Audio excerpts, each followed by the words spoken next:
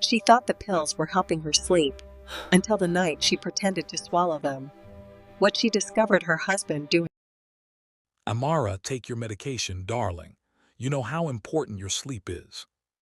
I stared at my husband Chitty as he stood in our bedroom doorway, holding that same glass of water and those same white pills he'd been giving me for the past 6 months.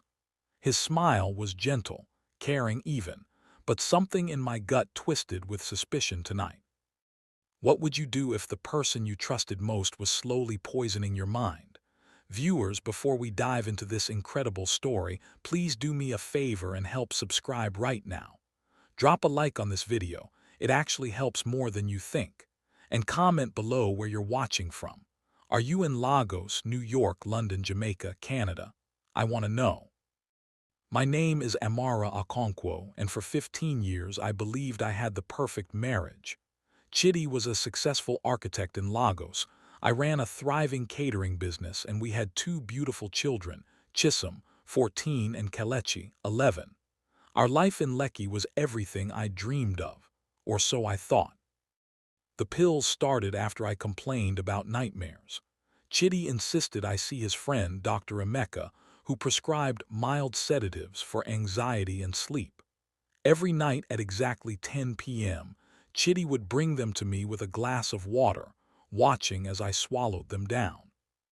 But lately, things felt wrong. I'd wake up groggy, unable to remember entire evenings. My business partner, Ngozi, mentioned I'd missed 3 important client meetings I had no memory of scheduling. Worse, I'd found strange charges on our joint account, hotel bills, expensive dinners at restaurants I'd never been to, all on nights I supposedly slept soundly. Tonight, something in Chidi's eyes made me decide. I tucked the pills under my tongue, pretending to swallow, gulping the water dramatically. "Thank you, my love," I whispered, settling into bed. Chidi kissed my forehead. "Sleep well, Amara. I have some work to finish downstairs." I waited, keeping my breathing slow and steady. 20 minutes passed, 30. Then I heard it, the front door opening, then closing softly. I rushed to the window and watched Chidi's car pull out of our compound at 10:45 p.m. My hands trembled as I spit the pills into a tissue. Where was he going at this hour? And more importantly, how many nights had he done this while I lay unconscious upstairs?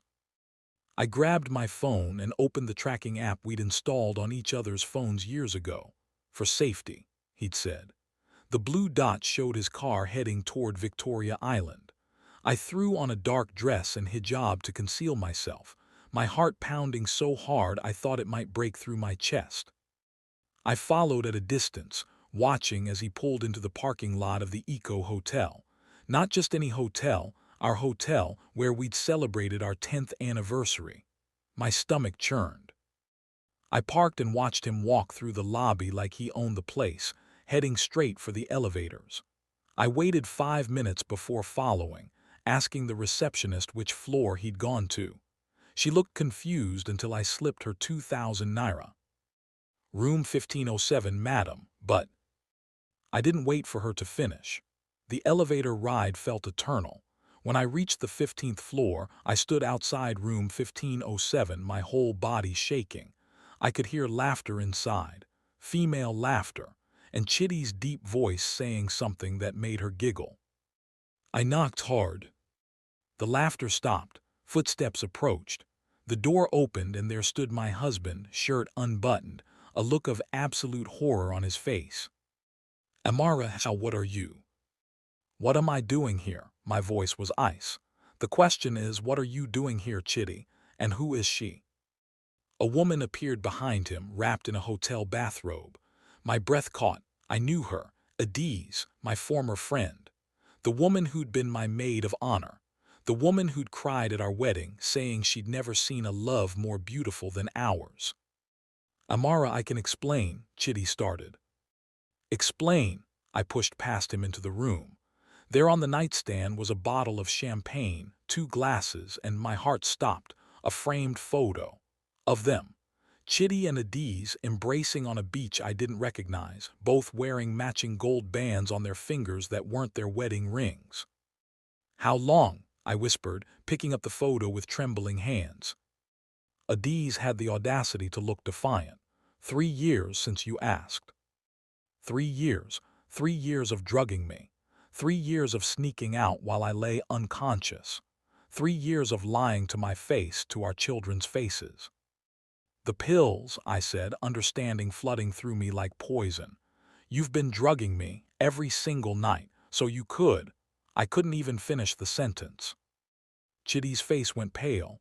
"Amara, listen." "Don't," I screamed, and both of them flinched. "Don't you dare tell me to listen. You drugged your wife. You drugged the mother of your children so you could sleep with my best friend." "Former best friend," Adiz corrected, and I wanted to slap the smirk off her face. "Dr. Emeka," I said, pieces clicking into place. "He's in on this, isn't he? There's nothing wrong with me. Those aren't sedatives." Chitty's silence was answer enough. I laughed, a broken, bitter sound. "I trusted you with my life. I bore your children. I built a home with you, and you've been poisoning me." "They're not poison," he tried. "They're drugs I don't need." My voice echoed off the hotel walls. "What else, Chitty? What else have you done while I was unconscious? Have you stolen from me? From our children's future?" His eyes flickered to Adiz, and I saw it, guilt mixed with something else. Fear. "Oh God," I breathed. "The business account, the missing money, that was you." "Our catering business was struggling, Amara. I was just helping." "Helping yourself, you mean?" I turned to Adiz. "And you, how much did he give you? How much of my money have you spent?" She crossed her arms. "He loves me, Amara. He never loved you. He told me everything, how boring you became after the children, how you let yourself go, how—" I moved so fast even I surprised myself, closing the distance between us. "You don't know anything about my marriage. And you," I turned to Chitty, "you will regret the day you thought you could drug me into submission. I will destroy you both." "Amara, think about the children," Chitty pleaded. "I am thinking about them." Tears streamed down my face. "I'm thinking about how their father is a monster who drugs their mother. I'm thinking about how I'm going to protect them from you." I pulled out my phone and took photos of everything. The room, them together, the photo on the nightstand, the champagne. Evidence. "What are you doing?" Chitty lunged for my phone, but I was faster. "Collecting proof for my lawyer." "Did you really think I'd let this go? Did you think I'd just go home and take your poison pills like a good little wife?" "Please, Amara." "I gave you 15 years of my life, Chitty. 15 years of loyalty, love, and trust. And you threw it away for this." I gestured at Adiz. "This snake who pretended to be my friend." I walked to the door, then turned back. "Oh, and Chitty, I'm not the only one who knows now. I sent those photos to my phone, which backs up to the cloud. If anything happens to me, if I mysteriously get sicker or have an accident, everyone will know exactly what you are." His face went ashen. "Good, let him be afraid." "Sleep well tonight," I said, my voice deadly calm. "Because tomorrow your perfect life ends. And unlike you, I won't need to drug anyone to get my revenge. The truth will be enough." I left them standing there in that hotel room, walked through the lobby with my head high despite my tears, and drove home through the Lagos night. When I reached our bedroom, I gathered every single pill he'd given me. Months' worth that I'd pretended to take but actually hidden in my jewelry box, suspecting something was wrong. Tomorrow I'd take them to a lab. Tomorrow I'd visit a real lawyer, not one of Chitty's friends. Tomorrow I'd begin taking apart the life he'd built on lies, piece by piece. But tonight I sat on our bed and finally let myself cry. Not for the marriage I'd lost, but for the woman I'd been, who'd trusted so completely and loved so deeply that she'd almost let herself be destroyed. Never again. The war had just begun, and Chitty had no idea who he was fighting. I didn't sleep that night. How could I? Every time I closed my eyes, I saw them together, Chitty and Adiz, their intimate laughter, that photograph of them looking more like a married couple than we ever had. At 3 a.m., I heard his car pull into the compound. I lay perfectly still, listening to him climb the stairs quietly, like a thief in his own home. He opened our bedroom door, and I could feel him watching me, probably checking if I was properly unconscious as I should have been. "Amara," he whispered. I didn't move, keeping my breathing steady and deep. After a long moment, he retreated to the guest room. Good. I never wanted to share a bed with him again. When dawn broke over Lagos, I was already dressed and ready. The first thing I did was take the pills to a private laboratory in Aikcha, far from Lekki, far from anyone who might know Chitty. The technician, a young woman named Blessing, looked at the pills with concern. "Madam, these are powerful benzodiazepines. Mixed with this," she pointed to one of the smaller tablets, "which appears to be a memory suppressant. This combination would keep someone deeply sedated for hours." My hands clenched. How long would someone need to take these before they caused permanent damage? Blessing's face grew serious. 6 months to a year of daily use. It could affect memory formation, cognitive function, even personality changes. May I ask why?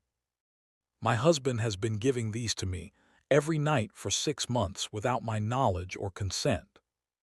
Her eyes widened. "Madam, that's criminal. You need to go to the police." "I will, but first, I need documentation. Can you provide a detailed report of what these drugs are and their effects?" "Yes, ma'am. I'll have it ready by tomorrow." Next, I went to see the one person I knew I could trust, my older sister, Ifoma. She lived in Surulere with her husband and 3 children, and when I appeared at her door at 8 a.m., she took one look at my face and pulled me inside. "Amara, what happened?" I told her everything. When I finished, Ifoma was shaking with rage. "That bastard, that worthless, pathetic excuse for a man, and Adiz. After everything you did for her, loaning her money when her business failed, helping her," she stopped, eyes widening. "The loan.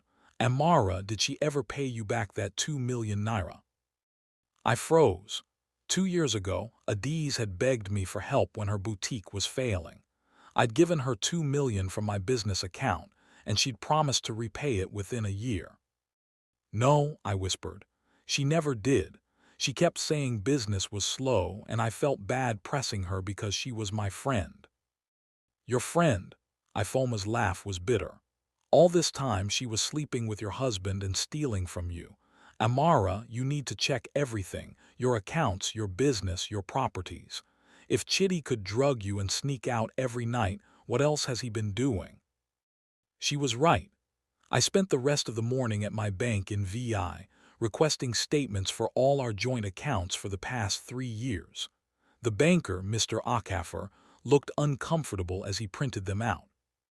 "Mrs. Okonkwo, I should mention, there have been some large transfers from your joint business account to an account I don't recognize. Did you authorize these?" My blood ran cold. "How large?" "Over the past 2 years, approximately 12 million naira." 12 million. I gripped the edge of his desk to steady myself. "No, I didn't authorize anything. Can you tell me whose account received the money?" Mr. Okafor typed something into his computer. "An account belonging to Adiz Nwasu." "Of course it was.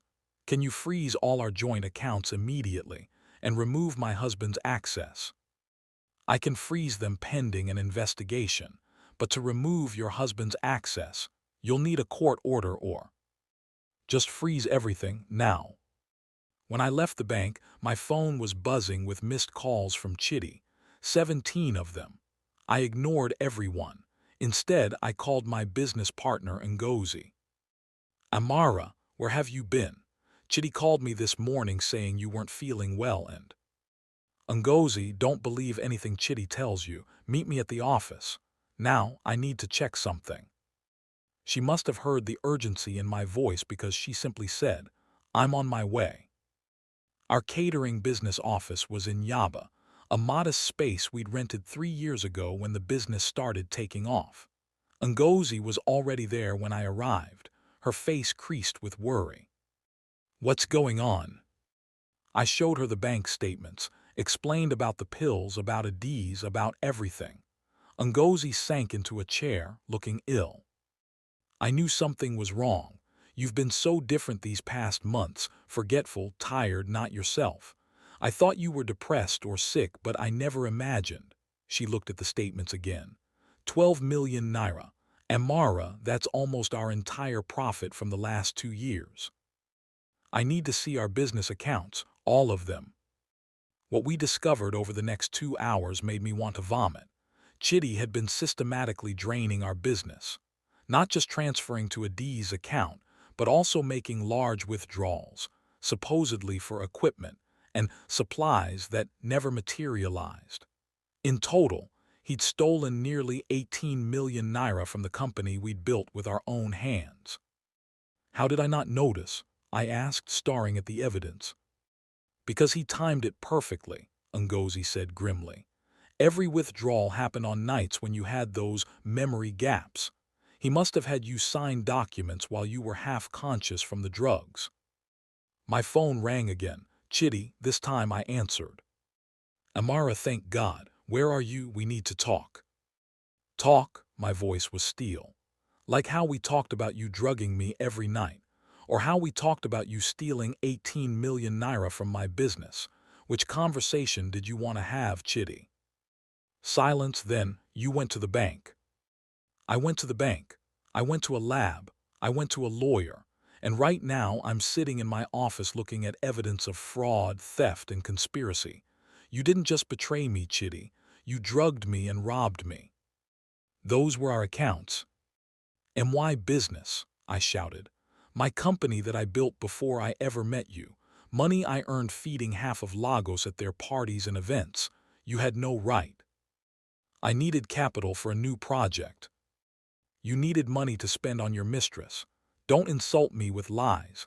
I saw the hotel receipts, the dinner bills, the shopping charges. You spent my money on her. Amara, please. Think about what this will do to the children if it gets out." "Oh, now you care about the children. Where was that concern when you were drugging their mother? When you were stealing their future?" I paused, letting my next words land like bullets. "Chisholm knows." "What?" "Our daughter isn't stupid, Chitty. She's been awake some of those nights you sneaked out. She's seen things. And this morning when she asked why Daddy slept in the guest room, I told her the truth. That was a lie. I hadn't told Chisholm anything yet, but I wanted him to squirm. You had no right." "I have every right. I'm her mother, and I won't let her grow up thinking this is what love looks like. That it's normal for a man to drug his wife and steal from her while pretending to care. If you pursue this, Amara, I'll make sure you get nothing in the divorce. My lawyers." "Your lawyers," I laughed. "Chitty, I have evidence of drugging, fraud, theft, and adultery. Your lawyers will be too busy keeping you out of prison to worry about divorce settlements. And yes, I said prison, because what you did is criminal. Multiple crimes, actually." I heard him breathing heavily on the other end. "What do you want?" "What do I want?" I stood up, packing the small office. "I want the past 3 years back. I want my money back. I want my best friend back, the real one who existed before Adiz. But I can't have any of that, can I? So instead, I want justice. Full custody of the children, full ownership of the house, the cars, everything. You and Adiz get each other and nothing else." "That's not fair." "Fair?" I screamed. "You drugged me, Chitty. You stole from me. You destroyed our family. Don't talk to me about fair." I hung up and immediately called my lawyer, a fierce woman named Barrister Chinwe Akafor, who'd helped me set up the business years ago. "Amara, good to hear from you. What can I do for you?" "I need to file for divorce, and I need to press criminal charges against my husband for drugging me without consent and stealing from my business." There was a pause. "I think you'd better come to my office, now." By the time I reached Barrister Chinwe's office in Ikoyi, I had organized all my evidence, Photos from the hotel, bank statements, the pills, everything. She listened to my story without interrupting, her expression growing darker with each detail. Amara, this is one of the worst cases of domestic abuse I've encountered. And yes, this is abuse, chemical abuse, financial abuse, emotional abuse. We can absolutely press charges. How long will it take? The criminal case could take months, possibly a year. But we can fast-track the divorce proceedings and get you emergency custody of the children within weeks, especially with this evidence. Do it, all of it. I want him to face every possible consequence. She nodded. There's something else you should know. If he's been drugging you with these powerful sedatives for 6 months, you might want to get a full medical evaluation. There could be health effects you're not aware of. That thought hadn't even occurred to me. What if the drugs had damaged me permanently? What if my children had been at risk while I was unconscious every night? When I finally drove home that evening, Chitty's car was in the driveway. My stomach knotted, but I refused to be afraid in my own home. I walked in to find him in the living room with the children. Chisholm looked up at me with worried eyes. "Mama, are you okay?" "I'm fine, sweetheart." I kissed her forehead, then Kelechi's. "Can you both go upstairs for a bit? Your father and I need to talk." Once they were gone, I turned to Chitty. Up close he looked terrible, unshaven, eyes red, shirt wrinkled. "The lawyers will be contacting you tomorrow," I said calmly. "I'm filing for divorce and full custody. I'm also pressing criminal charges for the drugging and the theft." "Amara, please. I've also frozen all our joint accounts. You'll need to find somewhere else to stay because I'm changing the locks tonight. This is my house. My name is on the deed, remember. You insisted it be in my name for tax purposes." He stood up, towering over me, and for a moment I saw something dangerous flash in his eyes. "You're making a huge mistake." "The only mistake I made was trusting you." I pulled out my phone. "I've also installed cameras throughout the house, so if you try anything, and I mean anything, the whole world will see, including the police." That was another lie. I hadn't installed cameras yet, but the bluff worked. Chitty deflated like a punctured tire. "How did we get here?" he asked quietly. "You tell me, Chitty. You're the one who decided to drug his wife and steal from her. You're the one who destroyed our family for an affair. This is your doing, not mine." He grabbed his keys and walked to the door, then turned back. "You'll regret this, Amara. When you're struggling alone with the children, when you realize how hard it is without me, you'll regret burning everything down." I met his gaze steadily. "The only thing I regret is not seeing who you really were 15 years ago. Now get out of my house." After he left, I locked every door and window, then went upstairs to where the children were waiting. Chisholm was crying, and Kelechi looked confused and scared. I gathered them both in my arms. "I know things are confusing right now, but I promise you everything is going to be okay. Your father and I are having serious problems, but it has nothing to do with you. You are both loved and you are both safe." "Are you getting divorced?" Chisholm asked through tears. "Yes, baby, we are. And I know that's scary and sad, but sometimes staying together would be worse. Sometimes love isn't enough when trust is broken." "Did Daddy do something bad?" Kelechi asked. I chose my words carefully. "Your father made some choices that hurt our family, but we're going to be okay. We're going to be stronger than before." That night, after the children were finally asleep, I sat alone in my bedroom and allowed myself to fall apart. I cried for the marriage I'd lost, for the friend who'd betrayed me, for the innocence my children had lost. I cried until there were no tears left. But when I woke up the next morning, I was done crying. Now it was time for Chitty and Adiz to face the consequences of what they'd done. And I was going to make sure those consequences were severe.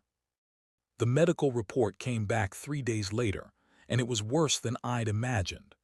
Dr. Amadi, a neurologist at Lagos University Teaching Hospital, sat across from me with a grave expression. Mrs. Okonkwo, the drug combination you were given has caused significant cognitive impairment. Your short-term memory formation has been compromised, and there's evidence of mild liver damage from prolonged benzodiazepine exposure. I stared at the report in my hands, the medical terms swimming before my eyes. Is it permanent? The good news is that most of the cognitive effects should reverse with time now that you've stopped taking the drugs. Your brain has remarkable healing capacity. The liver damage is mild and should improve with proper care. But Amara, he leaned forward, you need to understand that what was done to you could have been fatal. If you'd taken these drugs for another few months, we might be having a very different conversation. My hands trembled. Chitty had nearly killed me. Maybe not intentionally, but his actions could have ended my life just so he could sneak out to his mistress. I need this in writing, I said, for my lawyer. Of course, I'll prepare a comprehensive medical report documenting everything. That afternoon, Barrister Chinwe called me to her office. Amara, we have a problem. Chitty's lawyers are claiming you consented to the medication because you were seeing Dr. Emeka for legitimate anxiety issues. That's a lie. Dr. Emeka is Chitty's friend. I never had anxiety issues until the drugs started making me forget things, which made me anxious. I believe you, but we need to prove it. Do you have any medical records from before you started seeing Dr. Emeka? I thought back. Yes, I had a full physical 6 months before the pills started.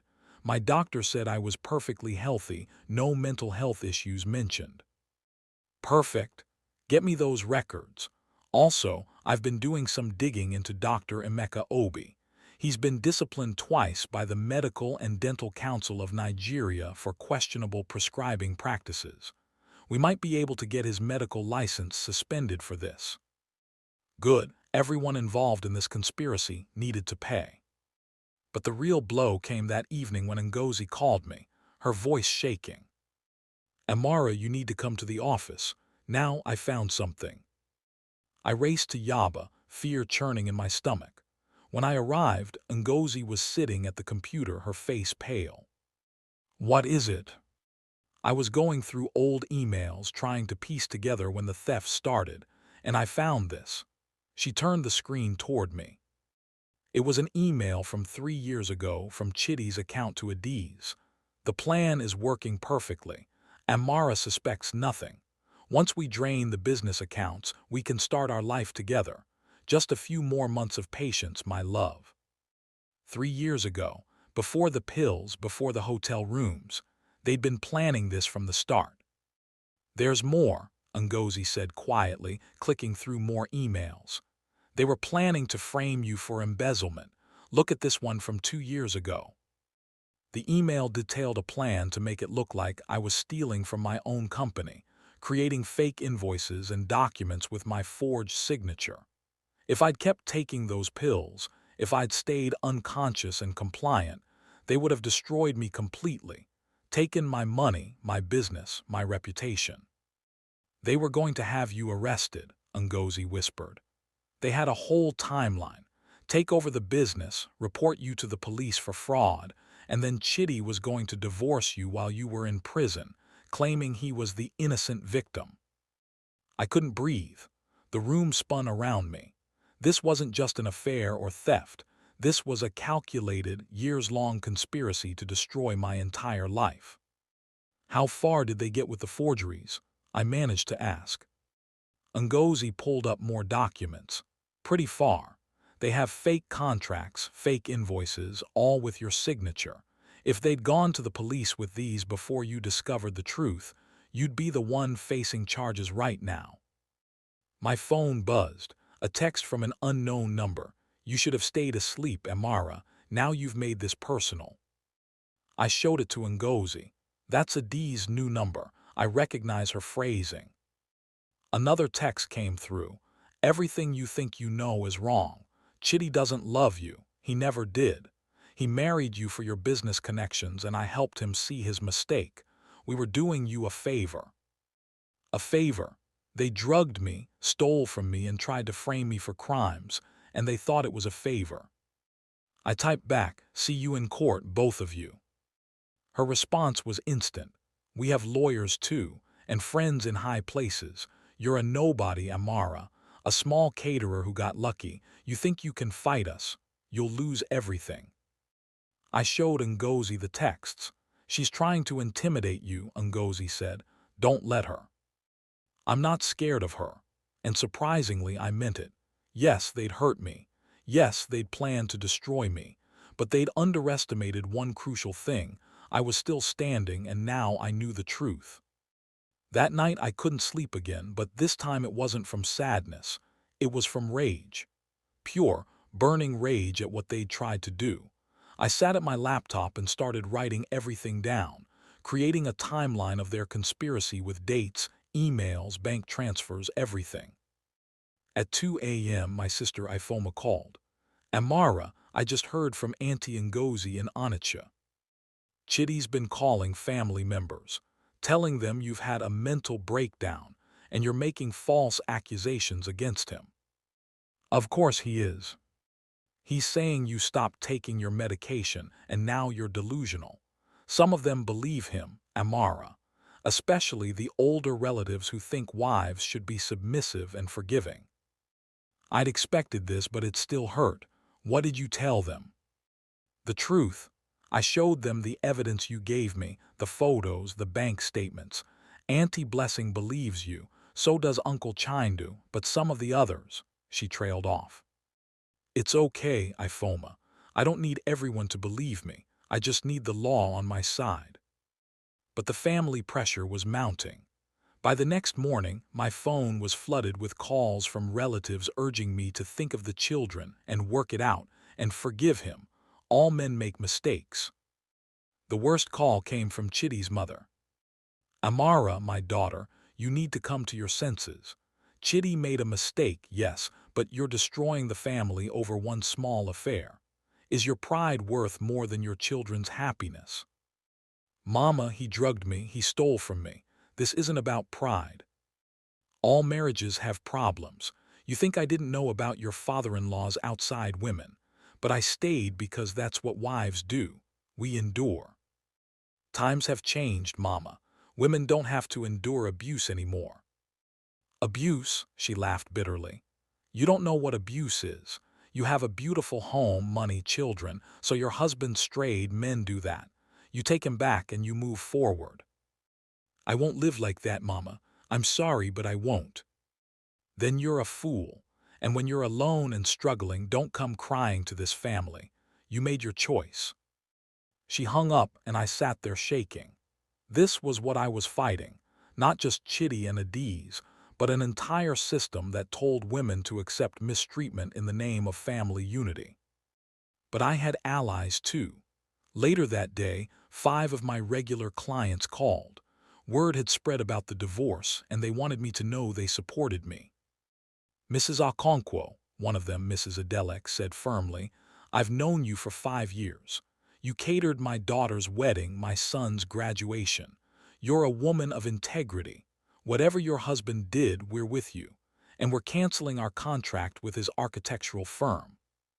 "You don't have to do that." "We want to. Men like him need to learn they can't destroy good women and face no consequences." By the end of the day, Chitty had lost 3 major clients. His business was beginning to feel the heat of public opinion. That's when the threatening messages started. "Back off, or we'll make sure everyone knows what a crazy, vindictive woman you are. Think about your children. Do they need to see their mother destroy their father? You're going to regret this. We have evidence that will ruin you." I forwarded every message to Barrister Chinwe and the police. Let them dig their hole deeper. But the message that truly shook me came 3 days later. It was a photo sent from another unknown number. It showed Chisholm, my 14-year-old daughter, walking out of her school. The caption read, "Beautiful girl. Be a shame if something happened to her because her mother couldn't let things go." My blood turned to ice. I immediately called Chisholm. "Mama, I'm fine, I'm at school." Stay there, don't leave campus. I'm calling the principal right now. I phoned Barrister Chinwe, my hands shaking so badly I could barely hold the phone. They're threatening my daughter. That's it, Chinwe said, her voice hard as steel. We're getting a restraining order today, and I'm calling the commissioner of police. This has gone too far. What do you think happens next? Comment below. Within 2 hours, I had police protection. Chisholm and Kelechi were picked up from school by officers, and restraining orders were being filed against both Chidi and Adiz. But as I sat in my living room that evening with a police officer stationed outside and my terrified children upstairs, I realized something. This war wasn't going to be won in court alone. Chidi and Adiz had shown me who they really were, people willing to threaten children to avoid consequences. They'd tried to take everything from me, my health, my wealth, my sanity, my reputation. But they'd made one critical mistake. They'd assumed I would stay the quiet, drugged, obedient wife forever. They'd never imagined I'd wake up, fight back, and refuse to be destroyed. Now it was my turn to show them what happened when you underestimated Amara Okonkwo. And I was just getting started. The restraining order hearing happened faster than I expected. Barrister Chinwe had connections, and when she explained to the judge that my daughter had been photographed and threatened, His Honor took it seriously. Chidi sat across the courtroom with his lawyer, a slick-looking man in an expensive suit. Adiz wasn't there. Apparently, she'd gone into hiding after the police started investigating the threatening messages. The judge reviewed the evidence, the threatening texts, the photo of Chisholm, the documented pattern of harassment. Chidi's lawyer tried to claim the messages came from overzealous friends who didn't represent his client's wishes. Your client's friends threatened a child, the judge said coldly. I'm granting the restraining order. Mr. Okonkwo is to stay at least 100 meters away from his wife and children at all times, except for supervised visitation which will be arranged through the court. Your Honor, my client is the children's father, the lawyer protested. Your client drugged their mother and conspired to defraud her. He's lucky I'm allowing supervised visits at all. The judge's gavel came down. This court is adjourned. I watched Chidi's face crumble as the reality hit him. He couldn't come home, couldn't see his children without a court-appointed supervisor. His carefully constructed life was falling apart. Good.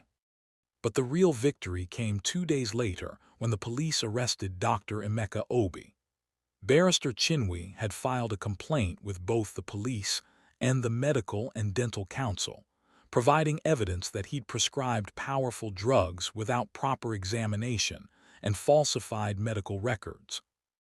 The story hit the news that evening. Lagos doctor arrested for conspiracy to drug woman without consent. My phone exploded with messages, some supportive, some accusatory. The court of public opinion was divided. Some people praised my courage. Others called me a vindictive wife trying to destroy a good man over a simple affair. But I didn't care about public opinion anymore. I cared about justice. Ngozi and I spent the next week preparing a civil lawsuit against both Chidi and Adiz for the 18 million naira they'd stolen. We had bank records, emails, forged documents, everything we needed to prove conspiracy to commit fraud. They're going to fight this hard, Ngozi warned. Chidi's hired one of the best lawyers in Lagos. Let them fight, the evidence doesn't lie. What I didn't expect was Adiz's response. She showed up at my office unannounced one afternoon, pushing past my assistant to storm into my workspace. You vindictive witch, she screamed. Do you know what you've done? Chidi has lost everything because of you.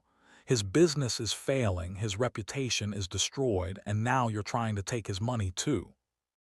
I stood up slowly, looking at the woman I'd once called my best friend.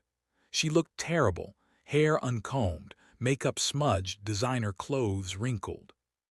I didn't destroy Chidi, I said calmly. He destroyed himself when he decided to drug me and steal from me. You both did. We were in love. You were holding him back, being the boring wife, always tired, always focused on the business. I gave him excitement, passion. You gave him my money, I interrupted. 2 million naira that you never paid back, plus the millions he transferred to your account from my business. You're not his lover, Adiz. You're his accomplice. Her hand flew up, and I thought she was going to slap me, but my assistant Toulouse stepped between us. Madam Adiz, you need to leave before I call security. This isn't over, Adiz hissed. You think you're winning, but you're not. Chidi has connections. He has power. You're just a small businesswoman who got lucky. We will destroy you. You tried that already, I said. You failed. Now get out of my office before I add harassment to the charges against you. After she left, I sat down, my hands shaking. Toulouse brought me water. Madam, are you okay? Yes, I can't believe I was friends with that woman, that I trusted her. Evil wears many faces, Ma. Sometimes it wears the face of friendship. That evening, Barrister Chinwe called with news. The forensic accountant finished analyzing your business records. The theft is actually worse than we thought. It's not 18 million, it's 24 million naira. I felt sick. How? Chidi was very clever. He created fake vendor accounts, inflated supply costs, and pocketed the difference.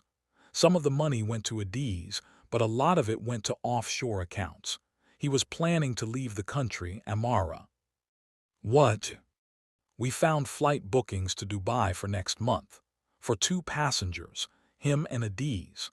They were going to disappear with your money and leave you holding the bag for the fake embezzlement charges they'd fabricated. The enormity of their betrayal hit me again. This wasn't just an affair. This was a carefully planned destruction of my entire life. Can we freeze the offshore accounts? I asked. We're working with Interpol on that. It'll take time, but yes, we can freeze them and potentially recover the funds. Over the next few weeks, the legal battles intensified. Chidi's lawyers fought every charge, every lawsuit, every motion. They painted me as a scorned wife seeking revenge, claimed the affair was a momentary weakness, and tried to argue that the business money was community property he had every right to use. But the evidence was too strong. The medical reports proved the drugging, the bank records proved the theft, the emails proved the conspiracy. The turning point came during a pre-trial hearing when Chidi's lawyer made a fatal mistake. He tried to discredit the medical evidence by suggesting I'd taken the pills voluntarily and was now lying about it to gain sympathy. Barrister Chinwe stood up, her voice ringing through the courtroom. Your Honor, I'd like to call Dr. Emeka Obi as a witness. Dr. Emeka, who'd been arrested and was out on bail, looked terrified as he took the stand. Under oath, faced with the possibility of perjury charges on top of everything else, he broke. Yes, he admitted quietly. Mr. Okonkwo asked me to prescribe sedatives for his wife without proper examination. He said she was anxious and needed help sleeping, but he didn't want her to know how strong the medication was. He said it was for her own good. And did you know he was having an affair and using these drugs to sneak out at night while his wife was unconscious? Dr. Emeka's silence was answer enough. Answer the question, doctor, the judge ordered. I suspected, but Chidi was my friend. I thought I was helping him save his marriage by giving him space to work through his issues, by drugging his wife without her knowledge or consent. I didn't think it would hurt her. But it did hurt her. The medical reports show significant cognitive impairment and liver damage. You could have killed her. Dr. Emeka broke down crying. I'm sorry, I'm so sorry, it was wrong. All of it was wrong. The courtroom was silent. Even Chidi's expensive lawyer looked shaken. After the hearing, journalists swarmed outside the courthouse. I gave one statement. I'm grateful that the truth is finally coming out. No woman should have to endure what I endured, and no man should think he can drug his wife and face no consequences. The story went viral. Lagos architect drugged wife for years to hide affair, read the headlines. My phone wouldn't stop ringing with interview requests, but I declined them all. This wasn't about fame, it was about justice. But the real satisfaction came 3 days later when the court froze all of Chitty's assets pending the civil lawsuit. His offshore accounts, his cars, even his share of our house, everything was locked down. His lawyer called Barrister Chinwe, asking to negotiate a settlement. Mr. Okonkwo is willing to return 15 million naira and agree to an uncontested divorce if Mrs. Okonkwo drops the criminal charges. I didn't even hesitate. No, he returns every naira he stole, all 24 million plus damages for my medical expenses and emotional suffering, and the criminal charges stand. He drugged me. He doesn't get to buy his way out of that. Mrs. Okonkwo, be reasonable. I am being reasonable. Your client committed multiple felonies. He's lucky I'm not asking for more. The negotiation broke down, and we headed toward a full trial. Meanwhile, my business was thriving. Without the drain of Chitty's theft, and with the publicity from the case actually bringing in sympathetic clients who wanted to support me, our catering company had its best quarter ever. We're booked solid for the next 3 months, Ngozi reported, grinning. Turns out people like supporting a woman who fights back.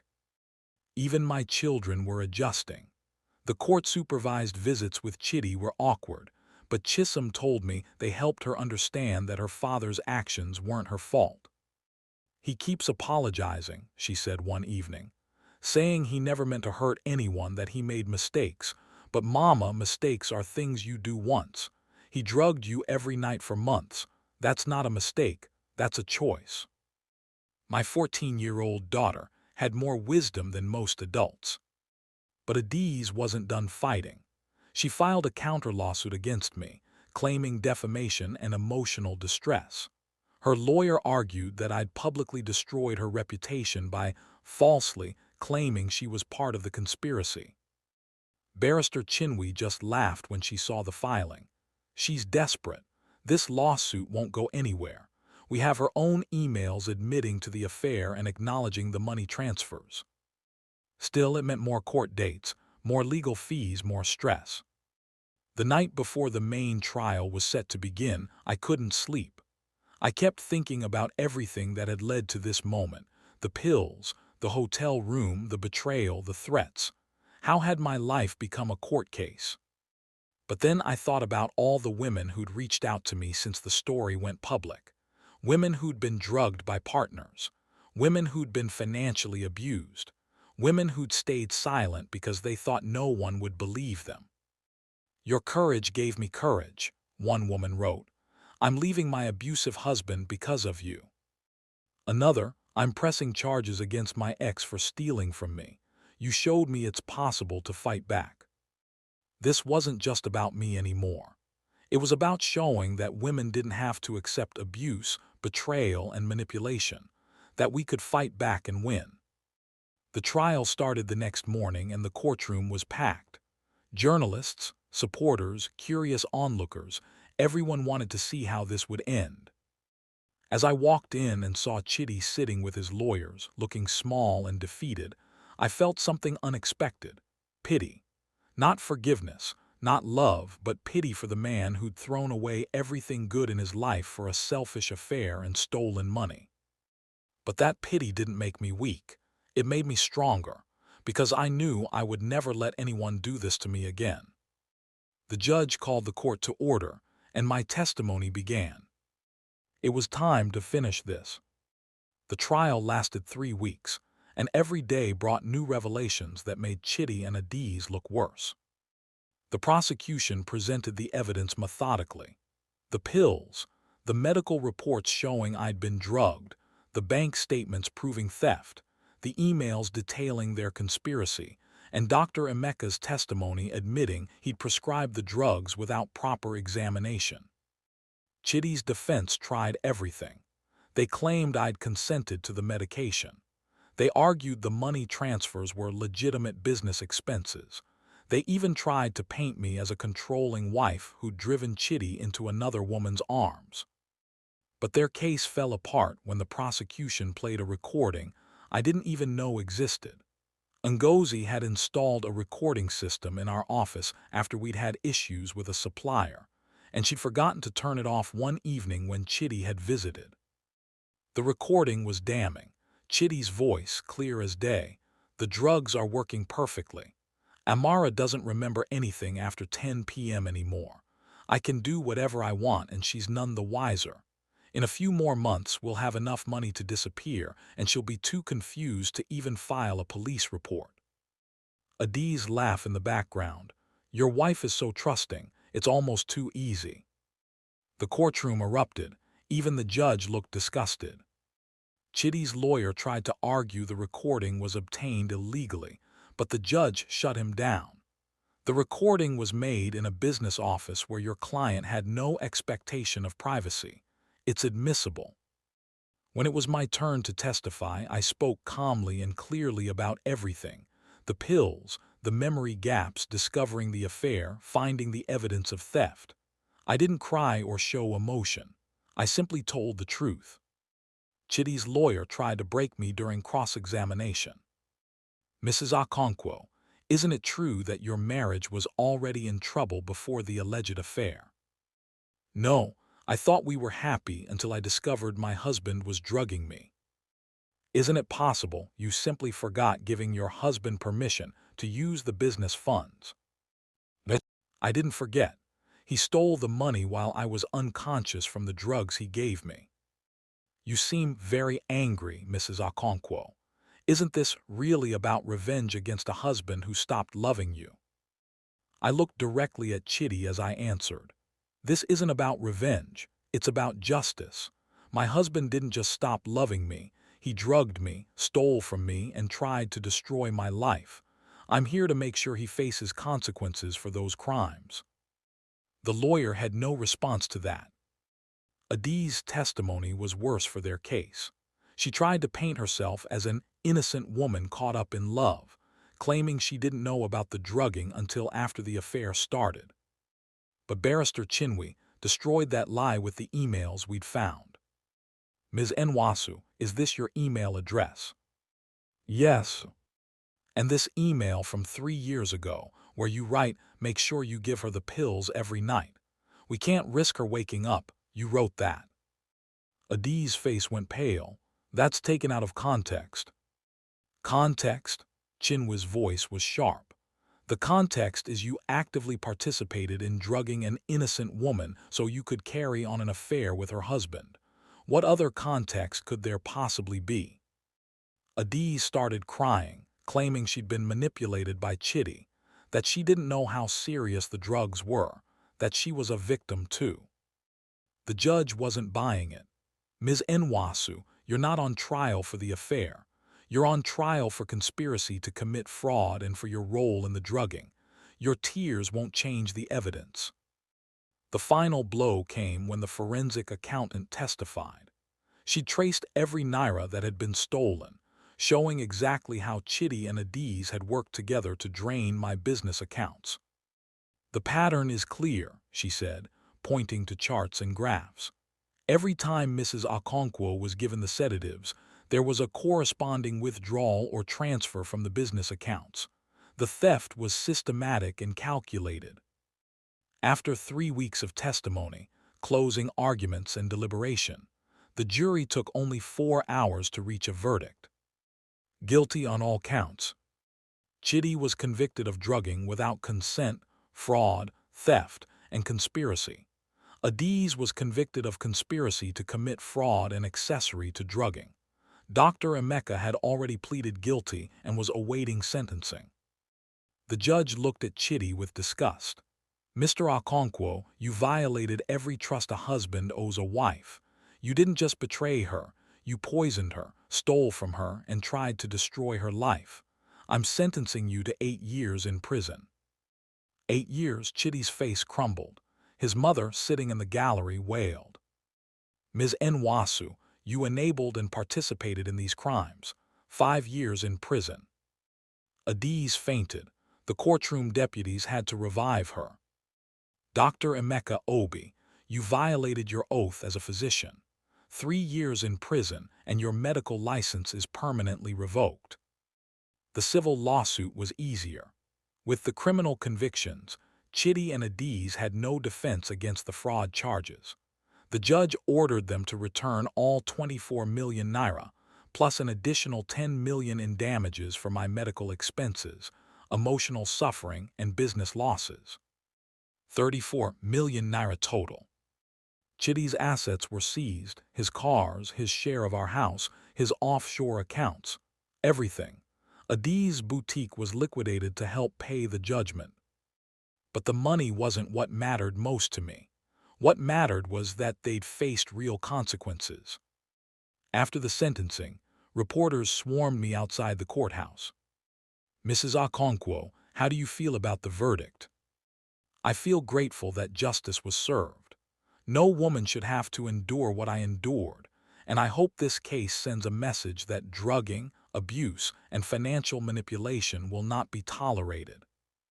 Do you have any message for women in similar situations? I looked directly into the cameras. If you're being abused, whether it's physical, emotional, or financial, you don't have to stay silent. Document everything. Reach out for help. Fight back. You deserve better than someone who treats you like you're less than human. What about your children? How are they handling their father's imprisonment? My children are resilient. They understand that their father made choices that hurt people, and choices have consequences. We're in therapy and we're healing together. Will you ever forgive your husband? I paused, considering. Forgiveness is complicated. What Chidi did was unforgivable. He drugged me, stole from me, tried to destroy me. But I'm choosing to move forward and not let bitterness poison my life the way his drugs poisoned my body. That's not for him. It's for me. The media coverage was overwhelming. My story went international. Nigerian woman drugged by husband fights back and wins appeared in newspapers around the world. I received hundreds of messages from women sharing their own stories of abuse and thanking me for speaking out. Several domestic violence organizations asked me to speak at events. I started a foundation, the Amara Okonkwo Foundation for Abused Women, using some of the settlement money to help women escape abusive relationships, fund legal battles, and provide counseling services. My catering business expanded beyond Lagos. We opened locations in Abuja and Port Harcourt. Ngozi became my full partner, and we hired women who'd escaped abusive situations, giving them jobs and a fresh start. Chisom and Kelechi adjusted better than I'd expected. The court-appointed therapist said they were processing the trauma in healthy ways. Chisom even wrote an essay about her experience that won a school competition. My mother taught me that strength isn't about never falling down, she wrote. It's about getting back up, even when the person who's supposed to protect you is the one who hurt you. I framed that essay and hung it in my office. 6 months after the sentencing, I sat in my newly renovated house, the house that was now entirely mine, with Ifoma, Ngozi, and a few close friends. We were celebrating my 40th birthday and the anniversary of the foundation. To Amara, Ifoma raised her glass, the strongest woman I know. To justice, Ngozi added. To new beginnings, I said, clinking glasses with them. Later that night, after everyone had left and the children were asleep, I stood on my balcony looking out over Lagos. The city lights sparkled in the darkness, and I thought about how far I'd come. A year ago, I'd been drugged and unconscious every night, slowly being destroyed by the man I trusted most. My money was being stolen, my health was deteriorating, and I didn't even know it. Now I was free. My business was thriving. My children were healthy and happy. I'd helped dozens of other women escape abuse. And Chidi, Adiz, and Dr. Emeka were in prison, facing the consequences of their actions. I still had moments of anger, moments where I wondered how I'd missed the signs, how I'd trusted so blindly. Moments where the betrayal cut so deep I could barely breathe. But those moments were getting fewer and farther between. Because I'd learned something important. I was stronger than I ever knew, strong enough to face the truth, strong enough to fight back, strong enough to rebuild. My phone buzzed, a message from a woman I'd helped through the foundation. "Mrs. Okonkwo, I wanted to let you know I got the divorce finalized today. I'm free. Thank you for showing me it was possible." I smiled. This was why I'd fought so hard. Not just for myself, but for every woman who'd been told to stay silent, to endure, to forgive the unforgivable. The next morning, I had a meeting with a publisher who wanted me to write a book about my experience. A movie producer had also reached out about the rights to my story.